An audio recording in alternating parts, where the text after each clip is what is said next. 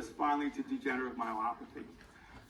And this is a neurological degeneration in older dogs, weakness, sinking of the hind limbs. It's not painful, no effective treatment. It's ugly, it's Lou Gehrig's disease, it's horrible. It's a breed-related disease in German Shepherd dogs and boxers. That's really the bottom line of this disease. And that's, as a veterinarian, you ask them, what breeds have you seen it in? Shepherds and boxers. Shepherds and boxers. That's it. Okay? Very rarely will you see it in a Pembroke Welsh Corgi, a Rhodesian, a Chessie, Bernese Mountain Dog, Cardigan, or a Borzoi, and extremely rarely in any other dog where it's actually confirmed as a disease process. I wrote an article because I went to one of the dog health workshops in Europe many years ago, and the different breed clubs had posters up there.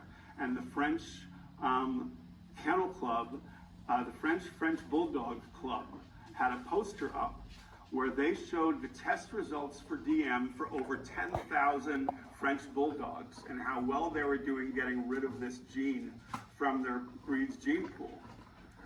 And they're devastated, and it's at a high frequency in many, many breeds, and it doesn't cause the disease in those breeds.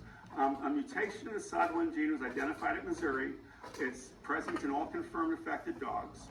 It's the most frequent variant found in all dogs tested. So CORD1 is the second most frequent. The SOD1 gene for DM is the most frequent gene identified across all dogs. It's at over 20 to 90% in over 30 breeds, although no dogs in most of these breeds have ever been confirmed with degenerative myelopathy. So it is not a disease that occurs in many breeds, and it needs to be ignored. So you've got anywhere from a 25% to a third of all French Bulldogs are testing as carriers. You've got 2 to 3% testing at risk, and none of them are coming down with degenerative myelopathy.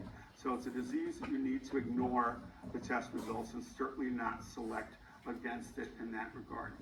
Now, is your breed population young and getting older? And as you get a lot more older French Bulldogs, maybe we'll see a couple of more come up? Yes, but not at the frequency based on the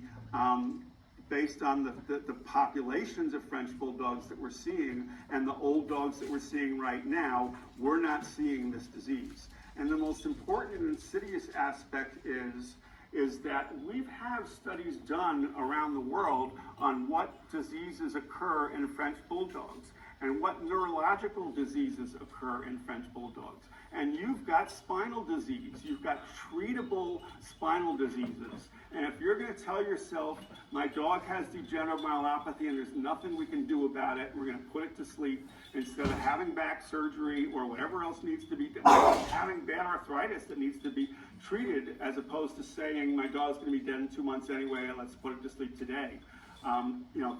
That's what we need to be talking about here. Treatable versus untreatable disease.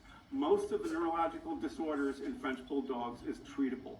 And maybe it's expensive and maybe you're not going to be doing that, or your owners aren't going to be doing that, but you need to understand using DM as a scapegoat and saying it's not treatable, let's put them out of their misery, is not the way to go. This isn't a disease that we need to be dealing with in your breed. Okay, I'm running late.